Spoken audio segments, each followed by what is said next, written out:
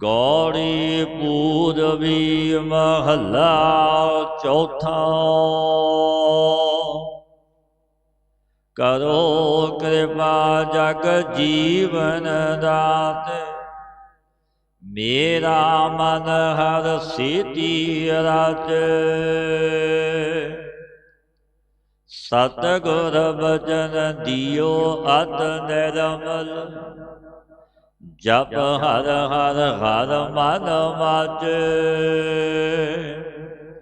ਕਰੋ ਕਿਰਪਾ ਜਗ ਜੀਵਨ ਦਾਤੇ, ਮੇਰਾ ਮਨ ਹਰ ਸਿਧੀ ਰਾਜੇ। ਸਤਿਗੁਰ ਬਚਨ ਦਿਓ ਅਤ ਨਿਰਮਲ, ਜਪ ਹਰ ਹਰ ਹਰ ਮਨ ਵਾਜੇ।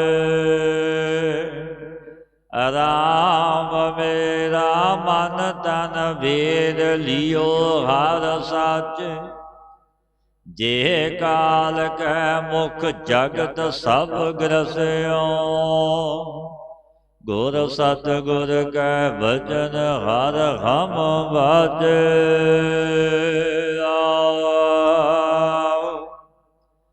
ਜਿਨ ਕੋ ਪ੍ਰੀਤ ਨਾਹੀ ਹਰ ਸੇਤੀ, ਤੇ ਸਾਖਤ ਮੂੜ ਨਾਦ ਕਾਚੇ। ਤੈਨ ਕੋ ਜਨਮ ਮਰਨ ਅਤ ਭਾਰੀ, ਵਿੱਚ ਵਿਸਟਾ ਮਰ ਮਰ ਪਾਚੇ। ਤੁਮ ਦਇਆਲ ਸਰਣ ਪ੍ਰਤਪਾਲਕ, ਮੋਕੋ ਦੀਜੈ ਦਾਨ ਹਰ ਹਮ ਜਾਚੇ। ਹਰ ਕੇ ਦਾਸ ਦਾਸ ਹਮ ਕੀਜੈ, ਮਨ ਨਿਰਤ ਕਰੇ ਕਰ ਨਾਚੇ। ਆਪੇ ਸਾਹ ਵੱਡੇ ਪ੍ਰਭ ਸੁਆਮੀ, ਹਮ ਬਣ ਜਾਵੇ ਹੈ ਰਾਜੇ। ਮੇਰਾ ਮਨ ਤਨ ਜੀਉ ਰਾਸ ਸਭ ਤੇਰੀ, ਜਨ ਨਾਨਕ ਕੇ ਸਾਹ ਪ੍ਰਭ ਸਾਜੇ। ਆਪੇ ਸਾਹ ਵੱਡੇ ਪ੍ਰਭ ਸੁਆਮੀ, ਹਮ ਬਣ ਜਾਵੇ ਹੈ ਤਾਜੇ।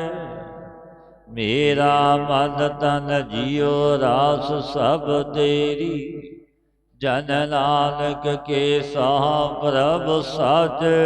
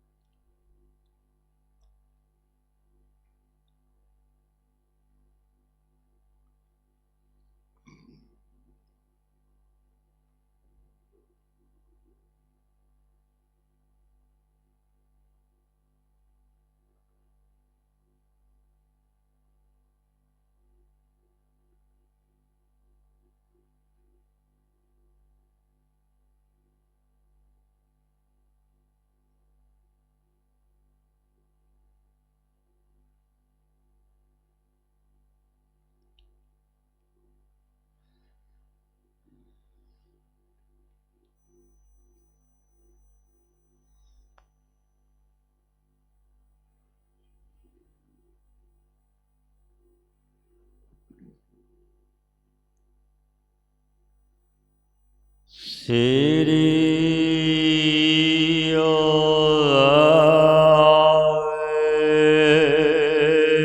ਗੁਰੂ ਜੀ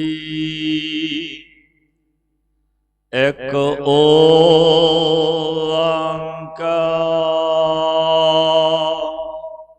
ਸਤਿਨਾਮ ਕਰਤਾ ਪੁਰਖ ਨਿਰਭਉ ਨਿਰਵੈਰ ਅਕਾਲ ਮੂਰਤ ਅਜੂਨੀ ਸੈਭੰ ਗੁਰ ਪ੍ਰਸਾਦਿ। ਸਤਿਗੁਰੂ ਜਗਤ ਦੇ ਰਹਿਬਰ ਜਗਤ ਗੁਰੂ ਕੁੱਲ ਕਾਇਨਾਤ ਦੇ ਸਿਰਜਣਹਾਰ ਗੁਰਦੇਵ ਸ੍ਰੀ ਗੁਰੂ ਨਾਨਕ ਦੇਵ ਮਹਾਰਾਜ ਜੀ ਦੀ ਪਾਵਨ ਬਾਣੀ ਜੋ ਸ੍ਰੀ ਜਪਜੀ ਸਾਹਿਬ ਜੋ ਸਤਿਗੁਰੂ ਪਾਤਸ਼ਾਹ ਨਾਲ ਸਿੱਧਾਂ ਨਾਲ ਜਦੋਂ ਵਿਚਾਰਾਂ ਹੋਈਆਂ ਔਰ ਬਖਸ਼ਿਸ਼ਾਂ ਕੀਤੀਆਂ ਗੁਰਦੇਵ ਸਤਿਗੁਰਾਂ ਨੇ, ਜੋ ਵੇਦ ਰੂਪ ਉਪਦੇਸ਼ ਵਿੱਚ ਓੰਕਾਰ ਦੇ ਆਦਿ ਵਿੱਚ ਇੱਕ ਅੰਗ ਨਹੀਂ ਕਿਹਾ, ਇੱਥੇ ਕਿਹਾ ਇੱਕ ਓੰਕਾਰ, ਜਿਸ ਦਾ ਇਹ ਤਾਂਤ ਪਰਜ ਹੈ ਜੋ ਸਭ ਨੂੰ ਪ੍ਰਤੀਤ ਹੋ ਜਾਵੇ, ਜੋ ਸਿਧਾਂਤ ਵਸਤੂ ਅਦਵੈਤ ਹੈ, ਦਵੈਤ ਨਹੀਂ। ਜੀਵ ਈਸ਼ਵਰ ਇੱਕ ਰੂਪ ਹੀ ਹੈ, ਜੀਵ ਆਤਮਾ, ਆਤਮਾ ਪਰਾਤਮਾ ਏਕੋ ਕਰੈ, ਅੰਤਰ ਕੀ ਦੁਬਦਾ ਅੰਤਰ ਮਰੈ। ਭੇਦਵਾਦੀਆਂ ਦੇ ਮਤ ਵਿੱਚ ਦੋ ਨਹੀਂ, ਕਈ ਅੰਗ ਆਦਿਕ ਵਿੱਚ ਕਹਿਣੇ ਦਾ ਭਾਵ ਹੇਤੂ ਕਹਿੰਦੇ ਨੇ ਕਿ ਜੇ ਜੋ ਇਹ ਉਪਦੇਸ਼ ਪੁਰਖ ਇਸਤਰੀ ਮਾਤਰ ਨੂੰ ਸਾਂਝਾ ਹੈ। ਵੇਦ ਵਿੱਚ ਵੀ ਤੀਨ ਵਰਣਾਂ ਦੇ ਪੁਰਖਾਂ ਬਿਨਾਂ ਨਿਖਿਲ ਵਰਣਾਂ ਦੀਆਂ ਇਸਤਰੀਆਂ ਔਰ ਪੁਰਖਾਂ ਨੂੰ ਓਮ ਦੇ ਮੁਖ ਵਿੱਚ ਉਚਾਰਨ ਕਰਨ ਦੀ ਆਗਿਆ ਹੈ ਤੇ ਸਾਂਝਾ ਉਪਦੇਸ਼ ਵੀ ਕਰਨਾ। ਪੂਰਵ ਵੇਦ ਵਿੱਚ ਕਹੀ ਹੋਈ ਆਪਣੀ ਆਗਿਆ ਵੀ ਸਹੀ ਰੱਖਣੀ। ਇਹ ਵਿਚਾਰ ਕੇ ਪਰਮੇਸ਼ਰ ਨੇ ਓਮ ਦੇ ਆਦਿ ਵਿੱਚ ਪਰਦਾ ਰੱਖ ਦਿੱਤਾ। ਜੋ ਪਰਦੇ ਸੇ ਸਭ ਬੋਲਣ, ਪਰਦੇ ਸੇ ਬੋਲਣੇ ਵਿੱਚ ਦੋਸ਼ ਨਹੀਂ। ਇਹੀ ਬਾਤ ਸਮਝ ਕੇ ਭਗਤ ਵਾਲਮੀਕ ਮਹਾਰਾਜ ਜੀ ਹੋਏ ਨੇ। ਜੋ ਭਗਤ ਵਾਲਮੀਕ ਮਹਾਰਾਜ ਜੀ ਸਨ, ਰਾਹ ਮਾਲ ਸਨ, ਜਿਨ੍ਹਾਂ ਨੇ ਵੀ ਆਉਣਾ ਲੁੱਟ ਲੈਣਾ ਮਾਲ ਦੇਣਾ, ਐਸੀ ਉਹਨਾਂ ਦੀ ਰੀਤ ਸੀ। ਆਰੀਆ ਕੌਮ ਦੇ ਸਤ ਰੇਖੀ ਵਿਸ਼ਵਾਮਿੱਤਰ, ਗੌਤਮ ਰੇਖੀ ਆਦਿਕ ਉਸ ਰਸਤੇ ਉਸ ਜੰਗਲ ਦੇ ਵਿੱਚ ਦੀ ਜਾ ਰਹੇ ਸਨ। ਉਹਨਾਂ ਨੂੰ ਘੇਰ ਲਿਆ, ਬੰਨ੍ਹ ਲਿਆ। ਵਿਸ਼ਵਾਮਿੱਤਰ ਜੀ ਕਹਿਣ ਲੱਗੇ, ਵਾਲਮੀਕ ਇਹ ਤੂੰ ਜੋ ਘੋਰ ਪਾਪ ਕਰਦਾ ਤੈਨੂੰ ਸਜ਼ਾ ਨਰਕ ਦੀ ਮਿਲੇਗੀ। ਤੇਰੇ ਸਾਗ ਸੰਬੰਧੀ ਨੇ ਕਿਸੇ ਨੇ ਸਹਾਈ ਨਹੀਂ। ਜੇ ਤੈਨੂੰ ਪ੍ਰਤੀਤ ਹੀ ਨਹੀਂ, ਆਪਣੇ ਪਰਿਵਾਰ ਸੰਬੰਧੀ ਨੂੰ ਪੁੱਛ ਵੀ ਆ ਜਾ ਕੇ ਕਿ ਅੱਗੇ ਦਰਗਾਹ ਵਿੱਚ ਤੁਸੀਂ ਮੇਰੀ ਸਹਾਇਤਾ ਕਰੋਗੇ, ਇੱਥੇ ਤਾਂ ਸਹਾਇਤਾ ਕਰਦੇ ਨਹੀਂ, ਅੱਗੇ ਕਰਨਗੇ। ਉਹ ਨਰਕ ਤੇ ਸਵਰਗ ਨੇ। ਭਗਤ ਵਾਲਮੀਕ ਜੀ ਕਹਿਣ ਲੱਗੇ, ਕੋਈ ਨਰਕ ਸਵਰਗ ਨਹੀਂ, ਤੁਸੀਂ ਆਪਣੀ ਬਚਤ ਵਾਸਤੇ ਕਹਿੰਦੇ ਹੋ ਸਾਨੂੰ ਛੱਡ ਦੇਵੇ, ਮੈਂ ਨਹੀਂ ਛੱਡਾਂ। ਮੇਰੇ ਪਾਸ ਕੋਈ ਵੀ ਆਇਆ, ਮੈਂ ਕਿਸੇ ਨੂੰ ਛੱਡਿਆ ਹੀ ਨਹੀਂ। ਕੱਪੜੇ ਤੱਕ ਉਤਾਰ ਦਿੱਤੇ, ਮੌਤ ਦੇ ਘਾਟ ਉਤਾਰ ਦਿੱਤਾ ਅਨੇਕਾਂ, ਤੁਹਾਨੂੰ ਵੀ ਨਹੀਂ ਛੱਡਾਂ। ਵਿਸ਼ਵਾਮਿੱਤਰ ਜੀ ਕਹਿਣ ਲੱਗੋ, ਤਾਂ ਆਪ ਰਿਖੀ ਮੁਨੀ ਰਿੱਧੀਆਂ ਸਿੱਧੀਆਂ ਦੇ ਮਾਲਕ, ਸ਼ਕਤੀਆਂ ਦੇ ਮਾਲਕ ਸਨ। ਗੌਤਮ ਰਿਖੀ ਜਿਨ੍ਹਾਂ ਨੇ ਯੁੱਗ ਪਲਟ ਦਿੱਤੇ। ਵਿਸ਼ਵਾਮਿੱਤਰ ਕਹਿਣ ਲੱਗੇ, ਤੈਨੂੰ ਦਿਖਾਈਏ ਨਰਕ ਤੇ ਸਵਰਗ। ਅੱਖਾਂ ਮੀਟ, ਸੀਸ ਤੇ ਹੱਥ ਰੱਖਿਆ, ਦਿਖਾ ਦਿੱਤੇ ਨਰਕ ਸਵਰਗ। ਆਖਿਆ ਹੁਣ ਘਰ ਜਾ ਕੇ ਪੁੱਛ ਵੀ ਆ। ਸਭਨਾਂ ਨੇ ਜਵਾਬ ਦੇ ਦਿੱਤਾ ਕਿ ਉੱਥੇ ਅਸੀਂ ਸਹਾਇਤਾ ਨਹੀਂ ਕਰ ਸਕਦੇ। ਇਸਤਰੀ ਨੇ, ਮਾਂ ਨੇ, ਇਹ ਸਾਗ ਸੰਬੰਧੀ ਸਨ ਤੇ ਚਰਨਾਂ ਤੇ ਆ ਕੇ ਟਹਿ ਪਿਆ। ਭਗਤ ਵਾਲਮੀਕ ਤਾਂ ਵਾਲਮੀਕ ਸੀ, ਫਿਰ ਕਿੱਥੋਂ ਭਗਤ ਬਣਿਆ? ਰਿਖੀਆਂ ਦੇ ਚਰਨਾਂ ਤੇ ਟਹਿ ਕੇ ਬੇਨਤੀਆਂ ਜੋਈਆਂ ਕੀਤੀਆਂ, ਮੈਂ ਬੜੇ ਪਾਪ ਕੀਤੇ ਨੇ, ਅਨੇਕਾਂ ਨੂੰ ਮਾਰਿਆ, ਨਿਰਦੋਸ਼ਾਂ ਨੂੰ ਮਾਰਿਆ, ਮੇਰਾ ਕੀ ਹਾਲ ਹੋਊ? ਕਿਰਪਾ ਕਰੋ, ਮੈਨੂੰ ਵੀ ਦੱਸ ਦਿਓ। ਫਿਰ ਵਿਚਾਰ ਹੋਈ, ਜਿਵੇਂ ਸਤਿਗੁਰੂ ਪਾਤਸ਼ਾਹ ਜੀ ਨੇ ਪਾਵਨ ਉਪਦੇਸ਼ ਬਖਸ਼ਿਆ, ਓਂਕਾਰ ਵਿੱਚ ਇਹ ਭੇਦ ਰੱਖਿਆ। ਤੇ ਭਗਤ ਵਾਲਮੀਕ ਜੀ ਨੂੰ ਰਿਸ਼ੀਆਂ ਨੇ ਫਿਰ ਬਚਨ ਕੀ ਕੀਤਾ, ਰਾਮ ਨਾਮ ਮੰਤਰ ਨਹੀਂ ਦਿੱਤਾ, ਮਦਾ ਮਦਾ ਆਖਿਆ। ਰਾਮ ਵੀ ਕਹਿ ਸਕਦੇ ਸੀ, ਮਦਾ ਮਦਾ ਉਪਦੇਸ਼ ਦਿੱਤਾ। ਇਸ ਦੇ ਪੜਦੇ ਦਾ ਅਰਥ ਇਹੀ ਹੈ, ਰਾਮ ਮੰਤਰ ਦਾ ਉਲਟਾ ਮਦਾ ਉਪਦੇਸ਼ ਕੀਤਾ ਸੀ। ਪੜਦੇ ਦਾ ਅਰਥ ਵੀ ਇਹ ਜੋ ਪਹਿਲੇ ਪਾਠ ਸੇ ਔਰ ਰੀਤ ਦਾ ਪਾਠ ਕਰਦੇ ਜਦ ਤੱਕ ਤੂੰ ਆਪਣੇ ਆਪ ਨੂੰ ਪਰਮੇਸ਼ਰ ਨੂੰ ਅਰਪਣ ਨਹੀਂ ਕਰਦਾ, ਮੁਕਤ ਨਹੀਂ ਹੁੰਦਾ। ਜੀਵਨ ਮੁਕਤ ਸੋ ਆਖੀਏ ਮਨ ਜੀਵੇ ਮਰਿਆ। ਇਸ ਪੱਖ ਵਿੱਚ ਇੱਕ ਦਾ ਹੀ ਵਹੀ ਜੋ ਪਿੱਛੇ ਗਿਆ, ਜੋ ਸਤਿਗੁਰੂ ਕਹਿੰਦੇ ਨੇ। ਜਦੋਂ ਇਹ ਉਪਦੇਸ਼ ਹੋਇਆ ਭਗਤ ਵਾਲਮੀਕ ਜੀ ਨੂੰ ਮਦਾ ਮਦਾ ਤੇ ਜਪਣ ਲੱਗ ਗਿਆ। ਘੋਰ ਜੰਗਲ ਵਿੱਚ ਜਿੱਥੇ ਕੋਈ ਪਹੁੰਚੇ ਨਾ, ਐਸੀ ਝੜੀ ਵਿੱਚ ਜਾ ਕੇ ਬੈਠ ਗਿਆ ਭਗਤ ਵਾਲਮੀਕ। ਕਾਲ ਕੱਢ ਲਿਆ, ਘੋਰ ਤਪ ਕੀਤਾ। ਜਦੋਂ ਆਰੀਆ ਕੌਮ ਦੇ ਰਿਖੀ ਦੁਬਾਰਾ ਉਸ ਰਸਤੇ ਆਏ, ਫਿਰ ਬਖਸ਼ਿਸ਼ਾਂ ਕੀਤੀਆਂ। ਐਸੀ ਅਵਸਥਾ 10ਵੇਂ ਦੁਆਰ ਤੇ ਸਵਾਸ ਪਹੁੰਚ ਗਏ। ਫਿਰ ਵਿਦਿਆ ਬਖਸ਼ੀ, ਵਿਧਾਂ ਕੀਤੀਆਂ। ਕਿਹਾ ਹੁਣ ਤੂੰ ਨਾਮ ਜਪ ਤੇ ਜਪਾ। ਸ਼ਸਤਰ ਵਿਦਿਆ ਦਾ ਗਿਆਨ ਆਦਿ ਗਿਆਨ ਬਖਸ਼ ਦਿੱਤਾ। ਲਿਖੀਆ ਮੁਨੀਆਂ ਨੇ ਪਛ ਵੀ ਲਿਖੀ ਸਨ, ਸ਼ਕਤੀਆਂ ਦੇ ਮਾਲਕ ਸਨ। ਤੇ ਮਾਤਾ ਸੀਤਾ ਜੀ ਲਭ ਤੇ ਕੁਛ ਵੀ ਉਹਨਾਂ ਪਾਸ ਰਹੇ, ਵਿਦਿਆ ਹਾਸਲ ਕੀਤੀ। ਉਹ ਪਹਿਲਾ ਰਵੈਣ ਵੀ ਸਾਰੀ ਲਿਖ ਦਿੱਤੀ ਭਗਤ ਵਾਲਮੀਕ ਜੀ ਨੇ ਕਿ ਇੰਝ ਹੋਣਾ, ਇੰਝ ਹੋਣਾ। ਜੋ ਸਤਿਗੁਰੂ ਪਾਤਸ਼ਾਹ ਪਾਵਨ ਇਹ ਬਚਨ ਕਹਿੰਦੇ ਨੇ, ਉਹ ਓਂਕਾਰ ਵਿੱਚ ਇਹ ਭੇਦ ਹੈ। ਰਾਮ ਮੰਤਰ ਦਾ ਉਲਟਾ ਮਦਾ ਉਪਦੇਸ਼ ਕੀਤਾ ਸੀ। ਪੜਦੇ ਦਾ ਅਰਥ ਵੀ ਇਹੀ ਹੈ ਜੋ ਪਹਿਲੇ ਪਾਠ ਸੇ ਰੀਤ ਦਾ ਪਾਠ ਕਰਦੇ ਹਨ। ਇਸ ਪੱਖ ਵਿੱਚ ਵੀ ਇੱਕ ਦਾ ਹੀ ਜੋ ਪਿੱਛੇ ਹੈ। ਓਮ ਦਾ ਵਿਆਹ ਕਰਨ ਵਾਲੇ, ਨਾਮ ਲੈਣੀ ਮਾਤਰ ਸੇ ਰੱਖਿਆ ਕਰਨ ਵਾਲਾ ਪਰਮੇਸ਼ਰ ਕਹਿੰਦੇ ਨੇ ਵਿਆਹ ਕਰਨ ਵਾਲੇ। ਅਬ ਧਾਤੂ ਤੋਂ ਬਣਾਉਂਦੇ ਨੇ। ਅਬ ਦਾ ਅਰਥ ਰੱਖਿਆ, ਜਾਤੀ ਰੱਖਿਆ ਕਰਨ ਵਾਲੇ ਦਾ ਨਾਮ ਓਮ ਕਹਿੰਦੇ। ਉਹ ਗ੍ਰੰਥਾਂ ਵਾਲੇ ਐੜਾ ਊੜਾ ਮੱਮਾ ਇਹਨਾਂ ਤਿੰਨ ਮਾਤਰਾ ਨੂੰ ਮੇਲ ਕੇ ਇਸ ਨੂੰ ਬਣਾਉਂਦੇ। ਆੜਾ ਊੜਾ ਕਾ ਓੰਗ, ਮਮੇ ਦੀ ਬਿੰਦੀ ਹੋ ਕਰ ਓੰਗ ਬਣਿਆ।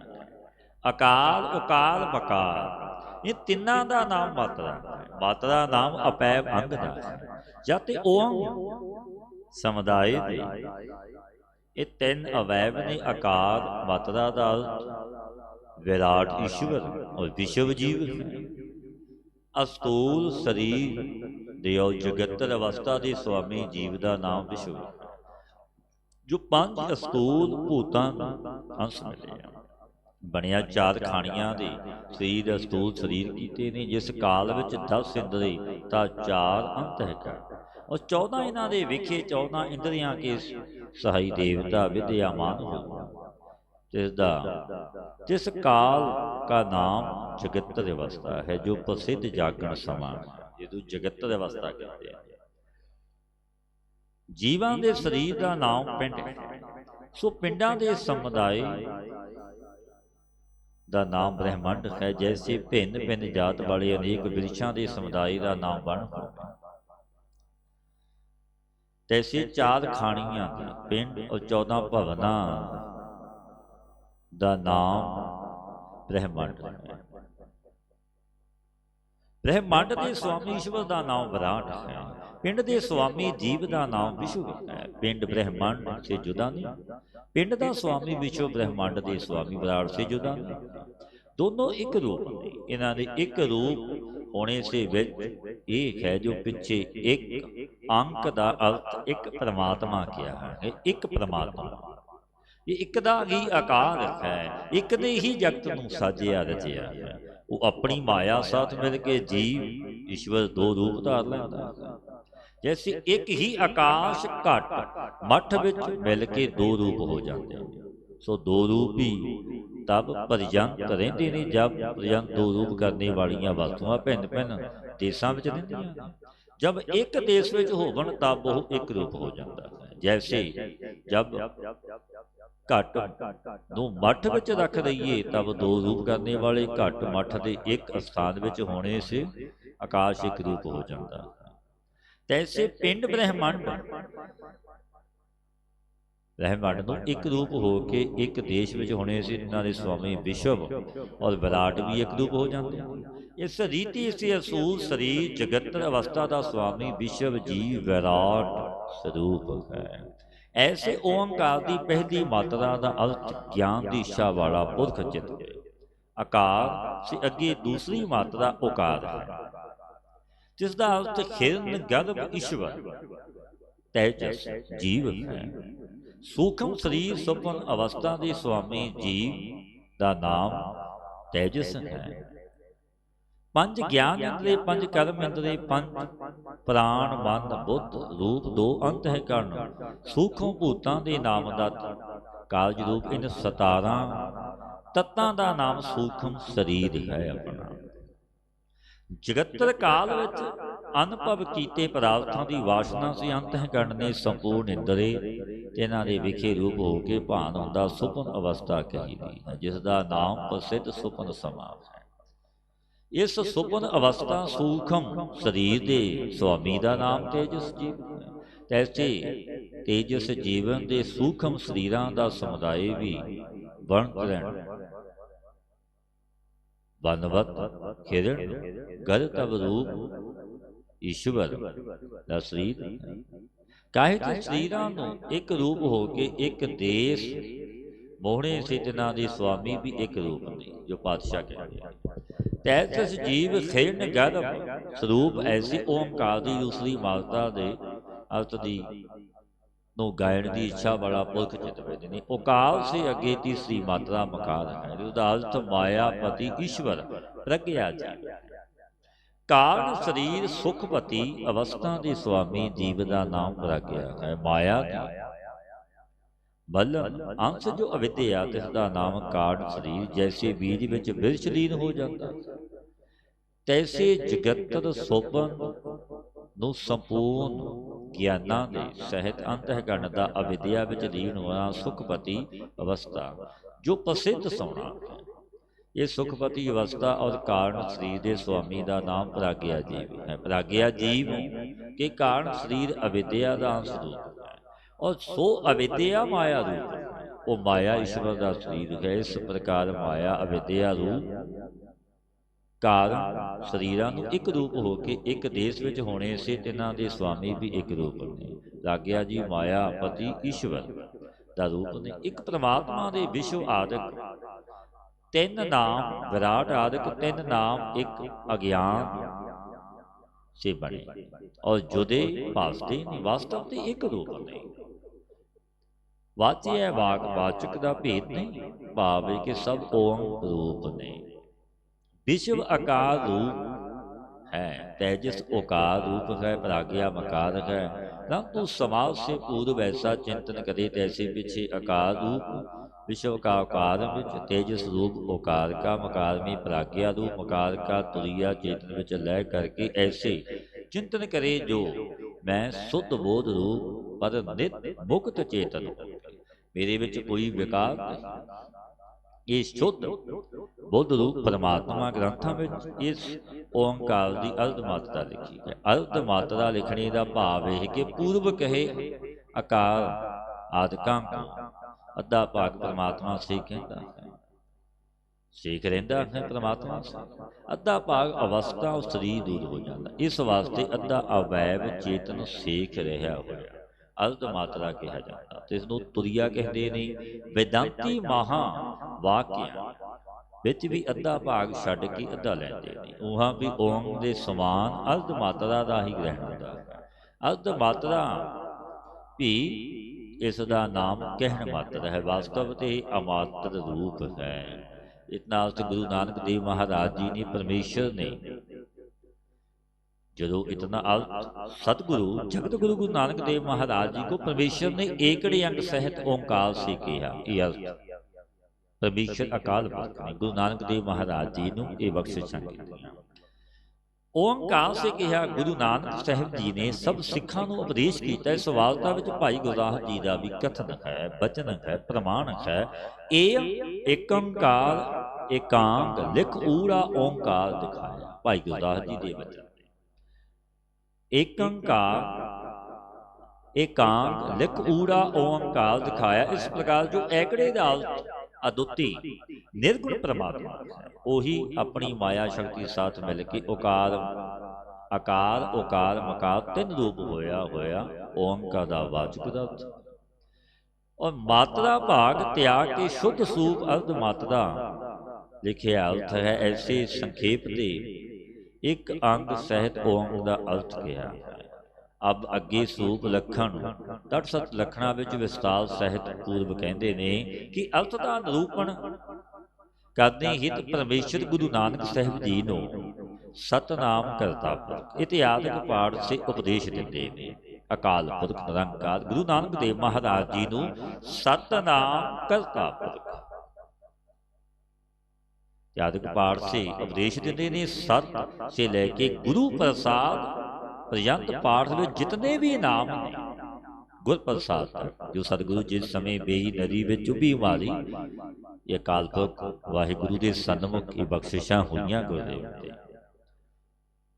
गुर प्रसाद तक के मंत्र ले गए आए जो सतगुरु पातशाह बचन कहते ने गुर प्रसाद पर्यंत पाठ में जितने नाम सब एक अंक ते अर्थ रूप एक परमात्मा के विसेखण ने सारे। एकड़े का अर्थ सब का विशेख है। जुदा करने वाली वस्तु को विसेखण कहते हैं। जुदा होने वाली वस्तु का नाम विसेख है। विसेखण का दूजा नाम लखण है। सो लखण दो प्रकार का लखण होता दो प्रकार का लखण एक स्वरूप लखण एक तटसत लखण। जिवें महापुरुषां ने धन धन बाबा ईसर सिंह महाराज जी ने भी ये दृष्टांत दे के समझाउणा। स्वरूप लखण तटसत लखण सूप लखण ओ है दूजा तटसत लखण है। जिस वस्तु को जनावना है उसका सूप होके जो तकिए सबसे जुदा करके जना दे उसका नाम सूप लखण है। जो वस्तु किनारे विच स्थित होके जनावने योग वस्तु नूं सब कोई जुदा से जना दे उसका नाम तटसत लखण है। इहां सतनाम करता पुरख ने पाठ विच सत नाम स्वरूप लखण है। ना तू वेद विच सत पद चित आनंद दे बहुत करके साथ सुनिया जाता है। ऐसे इहां भी तीन सतचित आनंद पदां दा लिखिया है। सत नाम पाठ का अर्थ इस तरह है सत चित आनंद नाम कहिए स्वरूप दे बोधक पद ने जिस एक परमात्मा दे इस परमात्मा का नाम इत्थे सतनाम। इस प्रकार यही एकड़े का विसेखण है। करता इतना तटसत लखण रूप है। करता पद निमित्त करना का वाचक तू लखणा करके उपादन का बोधक। करतापना परमेश्वर में सर्व कार्यां दे उपादान गोचर माया की विरती रूप किया। उपादान अपने कार्यां साथ अपनी अभेदता रूप। मकड़ीवत अर्थ अथवा मकड़ीवत पुरख पद ही उपादान का बोधक है। क्योंकि सर्व कारियां विच व्यापक होने ते पुरख है। सतनाम आदਿਕ वाक का यह अर्थ है जिस पुरख के सत आदਿਕ नाम स्वरूप के बोधक ने उही परमेश्वर जगत के जन्म आदिकां का करता नाम निमित्त कारण है। पुरख ये उपादान उपादान कारण के साथ कार्य अभिन्न होता है।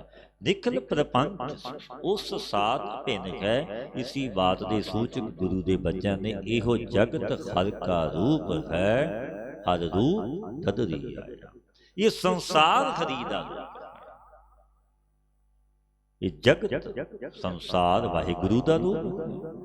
बन तिन पर्वत है पार बना त्रिना पार निरंकार आप कोई दूजा कि जगत का उपादान कारण परमात्मा ना होवे हर रूप नदरी आया। तब जगत नूं हरि दा रूप कहना और बन तिन पर्वतां नूं पार ब्रह्म कहना नहीं बनेगा। ये बन नहीं सकता। और कहिया है परमात्मा निमित्त वत सारे जगत का उपादान भी सूचक किया। सतनाम करता पुरख इत्थे सतनाम इतने पाठ से ब्रह्म का स्वरूप लखण किया। वो करता पुरख इतने पाठ से तटसत लखण रूप किया। सतनाम पाठ विच भाख्या के अनुसार तत्ते विच सियारी लिखी। और गत विद अगन आदਿਕ अनेक पद भाखा के अनुसार सिहारी छोड़ मुक्ति लिखे ने। अर्थ काल सिहारी पना मुक्ता पना छड्ड के ही जैसा संभव होवे तैसा अर्थ किया जाता है। संस्कृत वत सिहारी और मुक्ता याद करके अर्थ नहीं करते। जैसे संस्कृत दे विच हरि पद होवे तो विष्णु अर्थ कहते हैं। हरि पद होवे विष्णु दा भगवान विष्णु, और खद पद होवे तब शिव अर्थ होता। इसी प्रकार यद अनिल पद होवे तो पवन अर्थ किया जाता। अनिल पद होवे तब अगन अर्थ किया जाता। तैसे भाखा विच नहीं समझा जाता, किंतु अर्थ की संगति से शब्द जान लेंदे। पराकरण विच कहंदे ने तटसर लखण बोधक पदां दा सच दा आनंद शुद्ध निराकार दे बोधन विच ही तात्पर्य है। उत्पत्ति स्थिति परलिया दे कहने विच तात्पर्य नहीं कहे। निशानियां दा केवल जिसदे जनावने हेत कही जाती है उसके जनावने विच तात्पर्य होता है, अपने जनावण विच नहीं होता। उत्पत्ति आदिक बोधक पदां विच दा भी एक बोधन विच तात्पर्य है। वास्तव ते सर्व वाकन दा एक दे बोधन विच तात्पर्य सोई दिखाउंदे ने जो नेत नेत निखेधन बचना दे प्रपंच निखेधना इस नूं उत्पत्ति बोधक बचन परमात्मा विच सिद्ध करदे ने।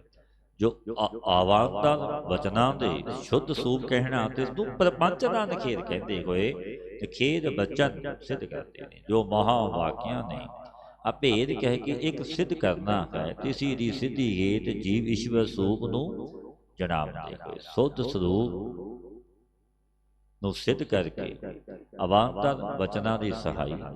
अवांतर वाक्या महाकर विच कहनी एकता दे योग जीव ईश्वर नूं सच दा आनंद सूप नूं सिद्ध करने से महावाक्या की सहाई। ये शरीर से संपूर्ण वचना का एक विच ही तात्पर्य। इसी वार्ता में इस अवांतर वचन रूप सतनाम करता पुरख इतने बाढ़ से बता के और पदा से भी कही अर्थ का भी श्री परमेश्वर जी गुरु नानक साहिब जी प्रति निर्णय करते हैं। सत निर्भौ निर्भौ इतिया निर्भौ पद निर्भय निर्भय दो से बने जाते पहले पाठ विच निर कहिए दूर होया भाव कहिए स्थूल सूक्ष्म रूप काज संसार का कारण माया जिसे ऐसा शुद्ध सूपुरख नु तुरिया पद कहते। दूसरे निर्भय पाठ विच निर कहिए दूर होया अज अविनाशी होने के जन्म वन आदिक भय जिससे ऐसा पद पुरख है। एक होने से दूसरे के भय ते रहत है। इसी ते निर्वैर उसनों किसी नाल वैर विरोध भी नहीं। अद्वितीय सूप होने के दूसरे साथ होने वाले वैद से भी रहते हैं। ये प्रसिद्ध बात है। भय दूसरे से होता है, वैद भी दूसरे नाल होता है। जो एक है उसको किसी का भय नहीं। निर्भय है उसका किसी साथ वैद नहीं। निर्वैद है आप प्रकाश हो अपने विच रहने वाला अज्ञान अंधेरा जो पातशाह ने पावन वचन कहे। अंधेरे प्रकाश का परस्पर विरोध होता है। भावे कि पद पुरख बिना वृत्ति विच चढ़े उसनूं दूर नहीं किया जाता। निर्वैर है वो कैसा है अकाल सबनों मारने वाले काल से पहले मूर्त स्वरूप अकाल दी मूर्त जिसदा कैसा हो पुरख अजूनी सहभान अजूनिया विच नहीं आउंदा माया ते रहे शुद्ध स्वरूप अखंड शब्द वांगर देश विच है की जगह कहते हैं। वो कैसा है भंग प्रकाश रूप सुबह भंग सुते प्रकाश सह भंग सुते प्रकाश रूप वो कैसा है पूज्य है गुर वड्डा सिद्ध होया पर पुरख ही गुरु रूप धार के सबनों मूर्ति दे मार्ग का उपदेश दिता। वो कैसा है संपूर्ण चक्र चिन्ह वर्ण जात पीतादक कारण बल विच अज्ञान रूप कारण बल के रहत होने से प्रसाद शुद्ध है। गुर प्रसाद गुरु की कृपा नाल मिलता है। लोकां विच प्रसिद्ध पद का कृपा खुशी अर्थ प्रसिद्ध है। इसी वास्ते जो माया के मेल विच ओंक रूप हो रहा वो जानिए कैसे। सतगुरु की कृपा से ऐसे उत्तर रूप अर्थ ज्ञानी कहते हैं। परंतु इस स्थान विच ऐसा समझना चाहिए जो मूल मंत्र है इस विच एक ओ सत इतना दो आदा पाठ एक ओंकार सतनाम करता पुरख निर्भौ निर्वैर अकाल मूरत अजूनी सैभं गुर प्रसाद। और गुरु प्रसाद जो गुर प्रसाद इतना अंत का पाठ लैके एक ओंकार तो लैके गुर सतगुर प्रसाद ऐसा मंगल। और गुरु अर्जन साहिब महाराज जी ने किसी राग दे विच प्रारंभ विच भी ये मंगल चरण लिखे ने गुरु अर्जन देव महाराज जी ने।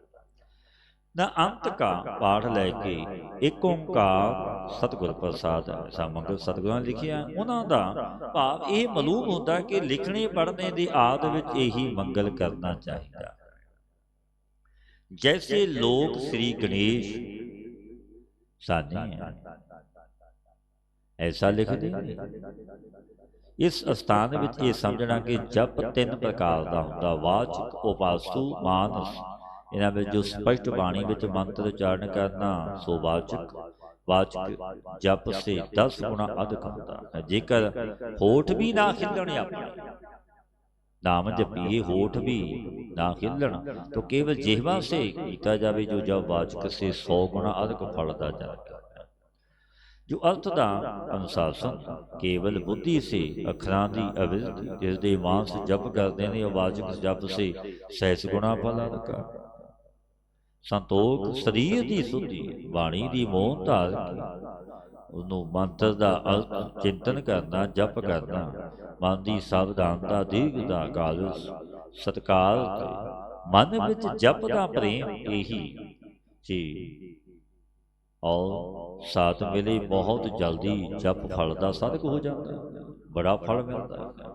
कल परमेश्वर ने सतगुरां ने बख्शिशां कीतियां जो पातशाह वचन किया ऐसे गुरु संप्रदाय के लोग एक ओंकार सतगुर प्रसाद ऐसे लिखने इस वास्ते इसका अर्थ भी ऐसा करो जो परमात्मा अपनी माया के मेल से ओंकार स्वरूप होएगा। सो सतनाम सत नास तो रहते हैं गुरु शब्द को उपदेश करने वाला शुद्ध है। इस प्रकार प्रसाद शुद्ध है। परमेश्वर ने सर्वे समृद्धि इतिहास प्रतिपाद्य परम मंगल भो वस्तु बोधक जप ध्यान यादक से सर्व पाप निवारक मंत्र का उपदेश किया। जप इस पद से जपने की आग्ञा कि जपना गुरु जी आप जपदे पे जगत गुरु गुरु नानक देव महाराज जी औरां नूं जपावदे पे आप जपे औरां नूं जपाया। इस स्थान में जप शब्द ही कहने से इस बाणी का नाम जप ही कहते हैं। जिस परमात्मा के नाम का जप विधान किया सो परमात्मा कैसा पर कहते ने करता निखल संसार का कारण है। भावे कि यावत काल किसी वस्तु का लक्षण नहीं किया जाता तावत काल पर्यंत वस्तु की सिद्धि नहीं होती। इस जिस ईश्वर के नाम का जप किया उसका भी लक्षण कही चाहे कहना चाहिए कहना लक्षण कहा चाहिए तो उसकी सिद्धि नहीं होगी। सो लक्षण 2 प्रकार के होते हैं एक शुभ लक्षण एक तट तां जो धर्म स्वरूप से भिन्न होने से अर्थात वस्तु स्वरूप होने से अब विचारी हुआ वस्तु को अन्य से भिन्न बोधन किया सब शुभ लक्षण है। जैसा कि किसी ने पूछा कि देवदत्त का घर केड़ा है तब उसने कहा जो सबसे ऊंचा अटारी वाला है सो देवदत्त का घर है। सो ये स्वरूप लक्षण है क्योंकि सर्व दे ऊंचा पना अटारी युक्त अत ए दोनों देवदत्त ग्रह रूप वस्तु का स्वरूप होने से अवचारी हुए उस ग्रह को अन्य ग्रह से भिन्न बोधन कर देते हैं। जो धर्म वस्तु के स्वरूप से भिन्न होने से अवचारी होया वस्तु को अन्य से भिन्न बोधन करता वो तटस्थ है। जैसा कि काक वाला देवदत्त का घर है, जो कोई कहे जिथे काक बैठा वो देवदत्त का घर, क्योंकि काक के संबंध से व्यभिचारी होने से सोई लक्षण वस्तु का सूप नहीं। अब अन्न बंधा का विचार करते हैं। देखिए प्रयोजन, संबंध और अधिकारी, इन चारों का नाम अनुबंध है। श्री गुरु ग्रंथ साहिब विच अनंत गुण धाम चिन्ह मात्र रूप वस्तु ब्रह्म देखते, और जो रूप वस्तु की प्राप्त रूप मुक्त मुख प्रयोजन है। श्रवण कीर्त आदि भगत और वस्तु बोध अवान्तर प्रयोजन ने। इसी प्रकार पूर्व दो विध विखेद और ग्रंथ का प्रतिपादन भाव संबंध है। विख प्रतिपादे है बोध है। ग्रंथ पादक का नाम बोधक है। ग्रंथ विचार द्वारा ਸਰਵਨਾਦਿਕ ਭਗਤ ਦਾ ਵਸਤੂ ਬੋਧ ਦਾ ਜਨ। ਇਸ ਤੇ ਇਹਨਾਂ ਦਾ जनक भाव संबंध है। सर्वनादक भगत और वस्तु बोध ग्रंथ से जनक है। ग्रंथ विकार द्वारा जनक है। किंचित सर्वण से जिसका चित्त दबिया होया विवेकानंद साधन संबंध है, सो इस ग्रंथ का अधिकारी है। अधिकारी विखिका प्राप्या प्रापक भाव संबंध है। विचार का कर्तरी कर्तव्य भाव संबंध, इन्हां विच इतना विचारक है जो सर्व अनार्थ की निवृत्ति जोत रूप वस्तु प्राप्त मुख प्रयोजन फल है। बिन हर भजन जेते काम करी है तेते व्यर्थे जाए। सतगुरु पातशाह अपनी बाणी विच वचन कहते ने, जिथे ऐसा कहा हर की भगत करो मन मीत निर्मल होए तुम्हारो। इत्थे साधन भगत कही कि साधन भगती करो। इसी वास्ते अपर भगत साध्या है। परा भगती फल है। ज्यों जल मह जल आए खटाना त्यों ज्योति संग जो त्याद गुरु बचन ज्योति सूप वाहिगुरु की प्राप्ति के बोध करने। मूल मंत्र विच करता पुरख सतनामी पद तट सत लखण स्वरूप लखण के बोध होने से दो प्रकार के विख है के सूचक ने। निर्भव आदि पद मुख प्रयोजन के बोधक ने। जप पद अधिकारी का बोधक संबंधा का बोध अर्थ से होता। इस स्थान में इतनी बात और भी जान लैनी कि जैसे शंकराचार्य के मत में अवंतर प्रयोजन वस्तु बोध है, वैष्णव मत में अवंतर प्रयोजन सरवण की कीर्तनादिक साधन भगति है। संकमरत विच परम प्रयोजन केवल मुक्ति है। वैष्णव मत में परा भगति ही फल रूप प्रयोजन परम प्रयोजन होता है। जैसे गुरु मत में सरवण कीर्तन आदिक भगति पूर्वक निध्यासन रूप परा भगति और तिसका फल वास्तव वस्तु बोध अवंतर प्रयोजन है। जोत सूप की प्राप्ति परम प्रयोजन है। केवल परा भगति मुख प्रयोजन कथन और गुरु जी का इस काल विच भगति का अति आदर के वास्ते भाव यह कि और साधना का इस काल में जो भाव नहीं है, तब भी भगति ही केवल सर्व साधना को पुष्ट कर लेती है। सिद्धा ने सतगुरु अगे ये बेनती की अर्ज गुजारी। सच्चे पातशाह आपने सतनाम आदि सीखने से सीखे ब्रह्म क्या है, सो सत है जा होवेगा। पिछे सी ये पुछना कीता, मैं सतगुरु कहन लगे गुरु नानक देव महाराज जी, आद सच जुगाद सच है भी सच नानक होसी भी सच। सतगुरु कहन लगे सिद्धो, आद की ये सतगुरु की उत्पत्ति से पहले भी वो पुरख सच ही सी। जो जगत की रचना नहीं हुई सी उदों भी सच सी। जब सूक्ष्म असूल प्रपंच हो गया परंतु सतयुग त्रेता द्वापर कल युग युग शुरू हुए। आदकां दे धर्म का विस्तार नहीं होया, उसका काल नाम जुगाद है। इस काल विच भी वो सच सी। सतगुरु कहन लगे सिद्धा है भी सच, हुण सारे जगत की स्थिति काल विच भी वो सच है। श्री गुरु नानक देव महाराज जी कहन लगे होसी भी सच, अगे नूं सारे जगत ते पार लिया। काल विच भी सच होवेगा, जदों जगत विच परलो आउंदी है सख्त दा नाश हो जाता। ਜਦੋਂ ਮਹਾ ਕਰ ਲੋ, ਇੰਦਰਪੁਰੀ, ਸ਼ਿਵਪੁਰੀ, ਬ੍ਰਹਮਪੁਰੀ, ਇਹਨਾਂ ਸਾਰਿਆਂ ਪੁਰੀਆਂ ਦਾ ਵਿਨਾਸ਼ ਹੋ ਜਾਂਦਾ, ਉਦੋਂ ਵੀ ਸੱਚ ਰੂਪ ਹੋਵੇਗਾ। ਜਗਿਆਸੂਆਂ ਦੇ ਸੁਖੀਨ ਮੋਹ ਨਵੇਤ ਸੰਕੋਚ ਕੀ ਇਸ ਮੰਤਰ ਦਾ ਅਰਥ ਕਹਿੰਦੇ ਨੇ ਇੱਕ, ਜੋ ਓੰਕਾਰ ਮੰਗਲ ਰੂਪ ਪਰਮਾਤਮਾ ਹੈ। ਸਤ ਤਿੰਨ ਕਾਲ ਵਿੱਚ ਨਾਸ ਤੋਂ ਰਹਿਤ ਹੈ ਮੇਰਾ ਵਾਹਿਗੁਰੂ। ਨਾਮ ਕਹੀਏ ਨਾਮ ਰੂਪ ਜੋ ਜਗਤ ਤਿਸ ਦਾ ਕਰਤਾ ਹੈ, ਕਿਉਂਕਿ ਕਰਨਹਾਰ ਪਰਮੇਸ਼ਰ ਪੁਰਖ ਸਭ ਸੀਰਾਂ ਰੂਪੀ ਪੁਰੀਆਂ ਵਿੱਚ ਬਿਰਾਜਮਾਨ ਹੈ। ਨਿਰਭਉ ਭੈ ਤੇ ਰਹਿ ਨਿਰਵੈਰ, ਕਿਸੇ ਤੇ ਤਿਸ ਦਾ ਵੈਰ ਵਿਰੋਧ ਨਹੀਂ। ਪਰਮਾਤਮਾ ਕਿਸੇ ਨਾਲ ਵੈਰ ਵਿਰੋਧ ਨਹੀਂ। ਅਕਾਲ ਮੂਰਤ ਕਹੀਏ ਤਿਸ ਦਾ ਸੂ ਮਿਰਤੂ ਤੇ ਰਹਿਤ ਹੈ। ਅਕਾਲ ਦੀ ਮੂਰਤ ਕਾਲ ਤੋਂ ਹੈ, ਮਿਰਤੂ ਤੇ ਰਹਿਤ ਹੋਣੇ ਵਿੱਚ ਹੇਤ ਕਹਿੰਦੇ ਨੇ ਕਿ ਸੋ ਹਰੀ ਅਜੂਨੀ, ਮਾਤਾ ਦੇ ਗਰਭ ਵਿੱਚ ਪ੍ਰਾਪਤ ਨਹੀਂ ਹੁੰਦਾ ਪਰਮਾਤਮਾ। ਥਾਪਿਆ ਨਾ ਜਾਏ ਕੀਤਾ ਨਾ ਹੋਏ, ਆਪੇ ਆਪ ਨਰਿੰਜਨ ਸੋਏ। ਆਪਣੇ ਆਪ ਤੇ ਆਪ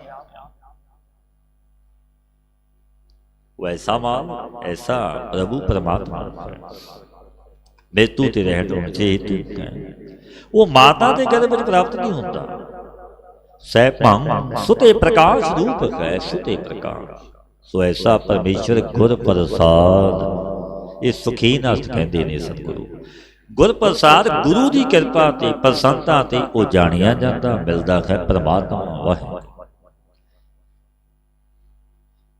जप ही अंगद जी इस मंत्र को जपो, जपावना भी आया क्या जप जपाओ, इसी पद के संबंध से मंत्र का नाम भी जप होता है। सतगुरां ने बचन कहे, गुरु अंगद साहिब महाराज जी का नाम जपो, आप जपो जपाओ। ते सिद्ध कहन लगे, गुरु नानक देव महाराज जी ने सवाल किया सिद्धां ने, तिन्ना कालां विच जो सत ब्रह्म है उसकी प्राप्ति सोच करके चुप करके भुखे रहण नाल सियाणप करना जैसे हुंदी, किरपा करके सानू वो भी दसो। सिद्ध कहण लगे गुरु नानक देव महाराज कि ऐसा मालिक जो तिन्ना कालां विच सत है उसकी प्राप्ति सोच करके, सोच कहने नहीं पवित्रता, बड़ी सुचमता, सोच करके कि चुप रहिए, बोलिए ही, भुखे रहिए, निराहार हो जाए, सियाणप करिए, इंज होंदी है, किरपा करके दसो सानू किवें प्राप्ति। फिर सतगुरु कहन लगे गुरु नानक देव महाराज, सोचै सोच ना होवई, जे सोची लख बार। गुरु नानक देव महाराज जी कहन लगे, हे सिद्धो, सोच पवित्रता करने से अंतःकरण राग अद्वैत से रहित शुद्ध नहीं। भावें लखां बार पवित्रता करिए, आत्म विचार जो सो सोच पवित्रता करने से नहीं प्राप्त होता। जेकर लखां वाली पवित्रता करिए, भाव यह है कि बाहर की पवित्रता शरीर की शुद्धि का कारण, एक शरीर अपना शुद्ध हो जाता है, बाहर की पवित्रता तो ही अंतर जो राग अद्वैत मन है सो मैत्री आदतां से दूर होती है। जब राग अद्वैत दूर होया तो विचार द्वारा ज्ञान से सत वस्तु की प्राप्ति हो जाती है। फिर पातशाह कहन लगे, चुपै चुप ना होवई, जे लाए रहो लिवतार।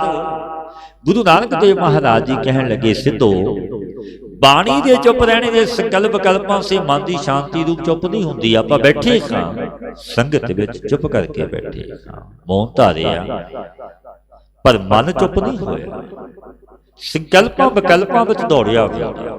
आने वाले समय विच लंघ चुके भूतकाल विच, भविष्यत काल विच, वर्तमान काल विच सुते तुरिया, बिरलियां दा मन ही जुड़दा है। क्योंकि जुड़दा जो सतगुरु कहते हैं, चुप है चुप ना हो गई, बैठे हैं चुप करके पर मन चुप नहीं होया। मन की बड़ी रफ्तार, कैखे नवासा खे तोड़े हो जाता, बड़े फुलने फुलते ਸੰਕਲਪਾਂ ਵਿਕਲਪਾਂ ਵਿੱਚ ਧਾਮਦਾ ਹੈ ਮਨ, ਗੁਰੂ ਦੀ ਸ਼ਰਨ ਵਿੱਚ ਆਇਆ ਮੱਥਾ ਟੇਕਣ, ਪਰ ਮਨ ਵਿੱਚ ਬੜੇ ਫੁਰਨੇ ਪਏ। ਮਨ ਕਿਤੇ ਹੋਰ ਹੈ, ਸਨਮੁਖ ਗੁਰੂ ਦੇ ਖਲੋਤਾ। ਸੋ ਸਤਿਗੁਰੂ ਕਹਿੰਦੇ ਨੇ, ਚੁੱਪੈ ਚੁੱਪ ਨਾ ਹੋਵਈ ਜੇ ਲਾਏ ਰਹਾ ਲਿਵਤਾ।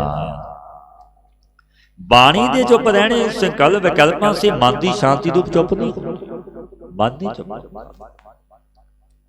ਬਾਣੀ ਚੁੱਪ ਹੋ ਗਈ ਪਰ ਮਨ ਚੁੱਪ ਨਹੀਂ ਹੋਇਆ। ਮਨ ਤਾਂ ਚਾरों ਦਿਸ਼ਾਵਾਂ ਵਿੱਚ ਪਹੁੰਚ ਜਾਂਦਾ ਹੈ। ਕਬ ਹੋ ਜੀੜਾ ਊਪ ਚੜ੍ਹਤ ਹੈ, ਕਬ ਹੋ ਜਾਏ ਪਿਆਲੇ। ਇਹ ਲੋਭੀ ਜੀੜਾ ਫਿਰਦਾ ਰਹਿਤਾ ਹੈ ਚਾਰੇ ਕੁੰਠਾਂ। ਖਿੰਨ ਪਲ ਵਿੱਚ ਚਾਰੇ ਕੁੰਠਾਂ ਵਿੱਚ ਪਹੁੰਚ ਜਾਂਦਾ ਹੈ ਮਨ। ਖਿੰਨ ਪਲ ਜੇ ਹੋ ਵੀ ਜਾਵੇ ਤਾਂ ਬਿਰਤੀ ਨੂੰ ਤੇਲ ਧਾਰਾਵਤ ਲਗਾ ਰੱਖੀਏ। ਜੇ ਹੋ ਜਾਵੇ ਜਿਵੇਂ ਤੇਲ ਦੀ ਧਾਰਾ ਹੈ, ਫਿਰ ਇੰਜ ਬਿਰਤੀ ਲਾਈਏ। ਪਾਤਸ਼ਾਹ ਕਹਿੰਦੇ ਜੇ ਮਨ ਚੁੱਪ ਹੋ ਗਿਆ, ਮਨ ਦੀ ਸਤਿਗੁਰੂ ਕਹਿੰਦੇ ਨੇ, ਚੁੱਪੈ ਚੁੱਪ ਨਾ ਹੋਵੀ ਜੇ ਲਾਏ ਰਹਾ ਲਿਵਤਾਰ। ਫਿਰ ਐਸੀ ਤੇਲ ਦੀ ਧਾਰਾ ਵੱਲ ਲਿਵ ਲਾਈਏ ਉਸ ਤੇ ਨੇਤਰ ਮੁੰਦ ਲਈ ਉਸਦੀ ਯਾਦ ਚਿੰਤਨ ਵਿੱਚ ਜੁੜ ਜਾਏਗੀ। ਤੇ ਪਾਤਸ਼ਾਹ ਫਰਮਾਉਂਦੇ ਨੇ, ਭੁੱਖਿਆ ਭੁੱਖ ਨਾ ਉਤਰੀ ਜੇ ਬੰਨਾ ਪੁਰੀਆਂ ਭਾਰ। ਕਿਉਂਕਿ ਇਹ ਵੀ ਸਵਾਲ ਕੀਤਾ ਸੀ ਕਿ ਭੁੱਖੇ ਰਹਿਣ ਨਾਲ ਮਿਲ ਜਾਵੇਗਾ ਪਰਮੇਸ਼ਰ। ਸਤਿਗੁਰੂ ਕਹਿਣ ਲੱਗੇ, ਭੁੱਖਿਆ ਭੁੱਖ ਨਾ ਉਤਰੀ ਜੇ ਬੰਨਾ ਪੁਰੀਆਂ ਭਾਰ। ਭੁੱਖੇ ਰਹਿਣੇ ਸੇ ਕ੍ਰਿਸ਼ਨ ਨਾਰਾਇਣ ਯਾਦਕ ਵਰਤ ਰੱਖਣੇ ਸੇ। ਤ੍ਰਿਸ਼ਨਾ ਮੰਨ ਲਓ ਕਿ ਮਾਇਆ ਦੀ ਭੁੱਖ ਨਹੀਂ ਜਾਂਦੀ, ਤ੍ਰਿਸ਼ਨਾ ਨਿਵਿਰਤ ਨਹੀਂ ਹੁੰਦੀ। ਜੋ ਇੰਦਰ ਆਦਿਕ ਸਭ ਪੁਰੀਆਂ ਦੇ ਪਦਾਰਥਾਂ ਦੇ ਭਾਰ ਵੀ ਬੰਧ ਕੇ ਦੇ ਦੀ। ਇੱਕ ਪੁਰੀ ਦੇ ਪਦਾਰਥ ਨਹੀਂ ਆਖਿਆ ਸਤਿਗੁਰੂ। ਅਨੇਕਾਂ ਪੁਰੀਆਂ ਦੇ ਪਦਾਰਥ ਵੀ ਮਨੁੱਖ ਨੂੰ ਮਿਲ ਜਾਵਣ, ਫਿਰ ਵੀ ਭੁੱਖ ਨਹੀਂ ਜਾਂਦੀ। ਇਹ ਸੁੰਦਰਦਾਸ ਮਹਾਤਮਾ ਨੇ ਬੜੇ ਸੁੰਦਰ ਬਚਨ ਕਹੇ। 2 10 20 50 ਭਏ 7 ਹੋਏ, 1000 ਤੋਂ ਲੱਖ ਮੰਗੇ। ਕੋਟ ਅਰਬ ਖਰਬ ਅਸੰਖ, ਪ੍ਰਿਥਵੀ ਪਤ ਹੋਣ ਕੀ ਚਾਹ ਜਗੇ। ਫਿਰ ਇੱਥੋਂ ਤੱਕ ਬਸ ਨਹੀਂ ਹੋਈ, ਵੱਡਾ ਚੱਕਰਵਰਤੀ ਰਾਜਾ ਵੀ ਬਣ ਗਿਆ। फिर बसदी गई सुर्ग पताल को राज करे। कृष्ण अद की अत आग लगेगी, सुंदर एक संतोख बिना सठ, तेरी भूख कभी ना।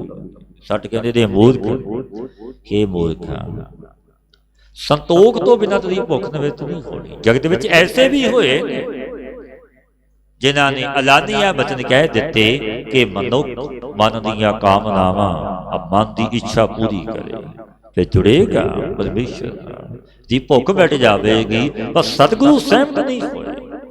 ਉਹਨਾਂ ਦੇ ਅਸਥਾਨਾਂ ਦੀ ਐਸੀ ਵਿਹਾਰ ਹੁੰਦੇ ਰਹੇ, ਪਰ ਸਤਿਗੁਰੂ ਸਹਿਮਤ ਨਹੀਂ ਹੋਏ, ਕਿਉਂਕਿ ਮਨੁੱਖ ਦੀ ਭੁੱਖ ਇੰਜ ਜਾਂਦੀ ਹੀ ਨਹੀਂ। ਬੜੇ ਪਦਾਰਥ ਬੜੇ ਭੋਗ ਰਸ ਮਾਣ ਲਵੇ, ਭੁੱਖ ਮੌਜੂਦ ਰਵੇ। ਸਤਿਗੁਰੂ ਕਹਿੰਦੇ ਨੇ, ਭੁੱਖਿਆ ਭੁੱਖ ਨਾ ਉਤਰੀ ਜੇ ਬੰਨਾ ਪੁਰੀਆਂ ਭਾਰ। ਇੱਕ ਪੁਰੀ ਦੇ ਪਦਾਰਥ ਨਹੀਂ, ਅਨੇਕਾਂ ਪੁਰੀਆਂ ਦੇ। ਸੁੱਖ ਭੋਗ ਰਸ ਮਿਲਣ ਪਰ ਭੁੱਖ ਫੇਰ ਵੀ ਜਾਣੀ ਨਹੀਂ ਰਹਿੰਦੀ ਹੈ। ਤ੍ਰਿਸ਼ਨਾ ਵੱਧਦੀ ਜਾਂਦੀ ਹੈ ਮਨੁੱਖ ਦੀ। ਜਿਵੇਂ ਸੁੰਦਰਦਾਸ ਮਹਾਤਮਾ ਨੇ ਬਚਨ ਆਖੇ, ਪਹਿਲਾਂ 2 10 20 50 ਭਏ, ਫਿਰ 700 ਫਿਰ 1000 ਲੱਖਾਂ ਮੰਗਦੀ ਹੈ ਤ੍ਰਿਸ਼ਨਾ। ਕਰੋੜਾਂ ਅਰਬਾਂ ਖਰਬਾਂ ਪਤੀ ਸੁਰਗ ਪਤਾਲ ਦਾ ਰਾਜ ਮਿਲਦਾ, ਫਿਰ ਵੀ ਵੱਧਦੀ ਜਾਂਦੀ ਘਟਦੀ।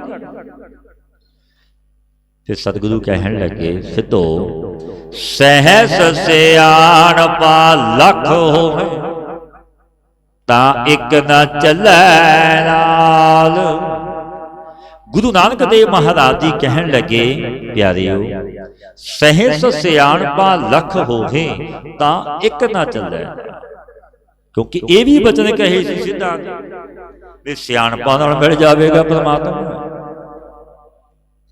ਬਾਦਸ਼ਾਹ ਕਹਿਣ ਲੱਗੇ, ਪਿਆਰਿਓ ਜੇਕਰ ਪੁਰਖ ਦੇ ਪਾਸ ਇੱਕ ਦੋ ਸਿਆਣਪਾ ਨਹੀਂ, ਹਜ਼ਾਰਾਂ ਲੱਖਾਂ ਸੰਸਾਰਕ ਸਿਆਣਪਾ ਪਾਸ ਹੋਵਣ, ਹਜ਼ਾਰਾਂ ਲੱਖਾਂ ਸਿਆਣਪਾ, ਤਾਂ ਵੀ ਪਰਮੇਸ਼ਰ ਦੀ ਪ੍ਰਾਪਤੀ ਵਿੱਚ ਚਤਰਾਈਆਂ ਦਾ ਇੱਕ ਜੋਰ ਸਾਥ ਨਹੀਂ ਚੱਲਦਾ। ਇੱਕ ਵੀ ਸਹਾਇਕ ਨਹੀਂ।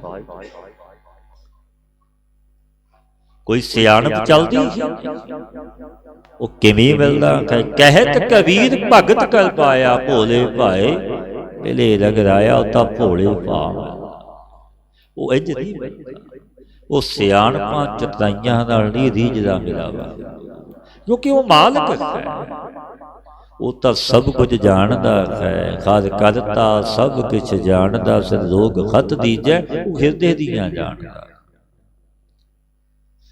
बेनती की सिद्ध कहन लगे सतगुरु ये कृपा करो कि सचियारा किवें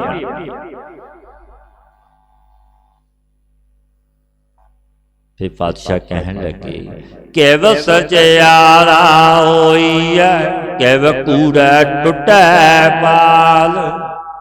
इस सिद्धा ने बेनती की गुरु नानक देव महाराज जी अगे ये झूठ दी पाल कहते ने वट नूं जिवें जिमीदार वट्टां पाउंदा दवार पा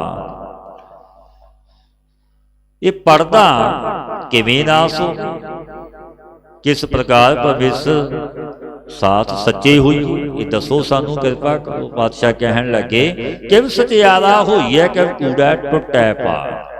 सतगुरां ने उत्तर दिता हुकम रजाई चलना नानक लिखिया नाल।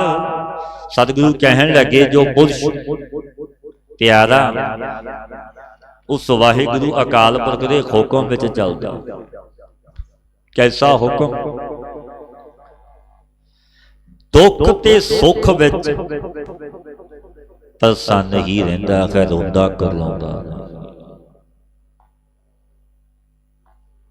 क्योंकि भाणा मरदा। ये हुक्म है अकाल पुरख दा कि तेरे नाल इंज होना ये तेरे कर्मां दा फल। बड़ा प्रसन्न हो के सहारदा जिवें भाई भिखारी जी ने सहारिया मन्निया। अकलौता पुत्र दिया होया घरे आया सूल होया एक दो दिन ही बिलतू हो गया।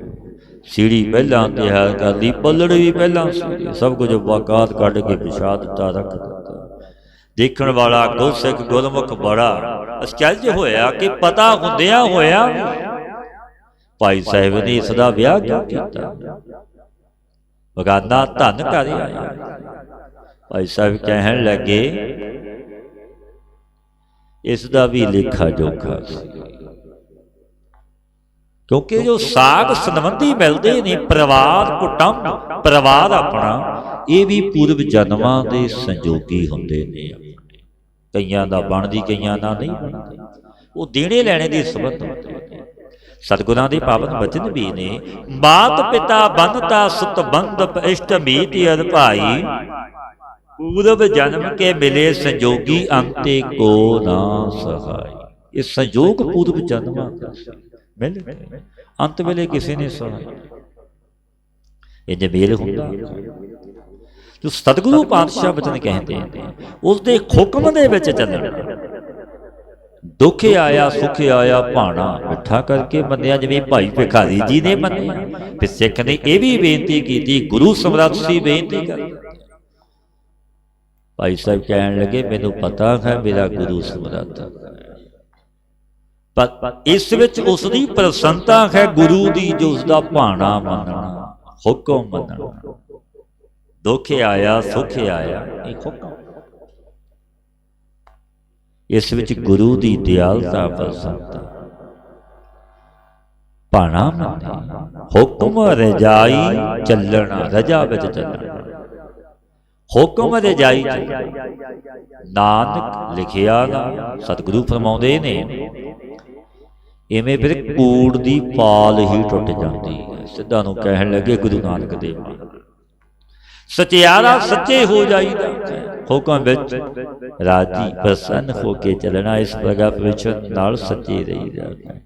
गुरु नानक पातशाह कहते ने जो प्रारब्ध कर्म मेरा लिखिया है वो मेरे नाल है वो सबना दे नाल है। प्रारब्ध जो अपना कर्म है मस्तक ते लेख लिखे होंदे वो अपने नाल ने उसनूं कोई घट वध नहीं कर सकता। ਚੱਲੇ ਹੋਏ ਤੀਰ ਵੱਧ ਇਉਂ ਸਮਝਣੇ ਇਸੇ ਕੂੜ ਦੀ ਪਾਲ ਟੁੱਟ ਜਾਂਦੀ। ਜਿਵੇਂ ਤੀਰ ਕਮਾਨ ਵਿੱਚੋਂ ਨਿਕਲਿਆ ਦੁਬਾਰਾ ਵਾਪਸ ਨਹੀਂ ਆਉਣਾ। ਜੇ ਸਮਝ ਲਈਏ ਅਪਰਾਧ ਵੱਧ ਕਰਮ ਮੇਰਾ ਲਿਖਿਆ, ਜੇ ਮਨੁੱਖ ਸਮਝ ਲਵੇ ਤੇ ਕਿਉਂ ਰੋਣਾ ਧੋਣਾ। ਉਹ ਮੇਰੇ ਨਾਲ ਉਸ ਨੂੰ ਕੋਈ ਘੱਟ ਵੱਧ ਕਰ ਹੀ ਨਹੀਂ ਸਕਦਾ, ਭਾਵੇਂ ਜਗਤ ਇੱਕ ਪਾਸੇ ਉਹ ਮਨੁੱਖ ਇੱਕ ਪਾਸੇ। ਜਿਵੇਂ ਰੱਬ ਦੇ ਜਨ ਬੇਮੋਹਤਾਜ ਬੇਪਰਵਾਹ ਇੱਕ ਪਾਸੇ, ਸੰਸਾਰ ਇੱਕ ਪਾਸੇ ਹੋ ਜਾਂਦਾ। ਵੱਡੇ ਵੱਡੇ ਲਿਖੀ ਮੁਨੀ ਮਹਾਤਮਾ ਹੋਏ ਨੇ, ਭਗਤ ਕਬੀਰ ਜੀ ਮਹਾਰਾਜ, ਭਗਤ ਸਤਨਾ ਜੀ ਏਕਾਂ ਭਗਤ ਹੋਏ ਨੇ, ਜੋ ਜਗਤ ਹਕੂਮਤਾਂ ਇੱਕ ਪਾਸੇ, ਭਗਤ ਇੱਕ ਪਾਸੇ ਸੀ। ਪਰ ਕੋਈ ਵਾਲ ਵਿੰਗਾ ਨਾ ਕਰ ਸਕਿਆ। ਹੁਕਮ ਦੇ ਵਿੱਚ ਰਜਾ ਵਿੱਚ ਪ੍ਰਸੰਨ ਸਨ, ਰੰਚਕ ਮਾਤਰ ਵੀ ਖੇਤ। ਕਿਉਂਕਿ ਜੋ ਲਿਖਿਆ ਹੈ ਅਪਰਾਧ ਵੱਧ ਕਦਮ, ਉਹਨੂੰ ਕੋਈ ਮਿਟਾਵਣ ਵਾਲਾ ਜੰਮਿਆ ਹੀ ਨਹੀਂ। ਕਿਉਂਕਿ ਲਿਖਿਆ ਕਿਸ ਨੇ? ਕਰਤਾ ਪੁਰਖ ਪਰਮਾਤਮਾ ਨੇ। ਉਸ ਮਾਲਕ ਨੇ ਲਿਖਿਆ, ਨਾਮ ਲਿਖਿਆ ਨਾਮ। ਕਿਉਂਕਿ ਉਸ ਪ੍ਰਮਾਤਮਾ ਦੀ ਉਹ ਮਸਤਕ ਵਿੱਚ ਲੇਖ ਲਿਖੇ ਨੇ। ਲੇਖ ਨਾ ਮਿਟਈ ਹੈ ਸਖੀ, ਜੋ ਲਿਖਿਆ ਕਰਤਾਰ। ਕਿਉਂਕਿ ਕਰਤਾਰ ਮੇਰੇ ਵਾਹਿਗੁਰੂ ਨੇ ਆਪ ਲਿਖਿਆ, ਉਸ ਨੂੰ ਕੋਈ ਘੱਟ ਵੱਧ ਨਹੀਂ ਕਰ ਸਕਦਾ। ਚੱਲੀ ਹੋਈ ਤੀਰ ਵੱਧ ਇਉਂ ਜਦੋਂ ਸਮਝ ਲਵੇ ਮਨੁੱਖ ਜਗਿਆਸੂ, ਤੇ ਕੂੜ ਦੀ ਪਾਲ ਟੁੱਟ ਜਾਂਦੀ ਹੈ। ਬਾਦਸ਼ਾਹ ਕਹਿਣ ਸਿੱਧ ਕਹਿਣ ਲੱਗੇ ਗੁਰੂ ਨਾਨਕ ਦੇਵ ਮਹਾਰਾਜ ਜੀ ਨੂੰ, ਸਤਿਗੁਰੂ ਪਾਤਸ਼ਾਹ ਆਪ ਜੀ ਨੇ ਜੋ ਹੁਕਮ ਵਿੱਚ ਰਾਜੀ ਹੋ ਕੇ ਚੱਲਣਾ, ਇਹ ਬਚਨ ਕਹੇ। ਹੁਕਮ ਵਿੱਚ ਰਾਜੀ ਹੋ ਕੇ ਚੱਲਣਾ, ਇਹ ਬਚਨ ਕਹੇ ਨੇ ਇਨਸਾਨ। ਸੋ ਹੁਕਮ ਕਿਤਨਾ ਕੁ ਵੱਡਾ ਹੈ ਉਸ ਪਰਮੇਸ਼ਰ ਦਾ, ਜਿਹਨੂੰ ਸੁਣ ਕੇ ਨਿਹਚੇ ਹੋ ਜਾਵੇ, ਆਪਣੀ ਹੰਤਾ ਛੁੱਟ ਜਾਵੇ। ਇਹ ਬਚਨ ਕਹਿਣ ਲੱਗੇ ਸਿੱਧ, ਕਿਉਂਕਿ ਬੜੇ ਚਤਰ ਬੜੇ ਸਿਆਣੇ, ਰਿੱਧੀਆਂ ਸਿੱਧੀਆਂ ਦੇ ਮਾਲਕ ਸਨ ਸਿੱਧ ਵੀ। ਇਹ ਪਾਤਸ਼ਾਹ ਕਹਿਣ ਲੱਗੇ, ਹੁਕਮੀ ਹੋਵਨ ਆਕਾਰ, ਹੁਕਮ ਨਾ ਕਹਿਆ ਜਾਈ। ਹੁਕਮੀ ਹੋਵਨ ਜੀ, ਹੁਕਮ ਮਿਲੈ ਵਡਿਆਈ। ਹੁਕਮੀ ਉਤਮ ਨੀਚ, ਹੁਕਮ ਲਿਖ ਦੁਖ ਸੁਖ ਪਾਈਐ।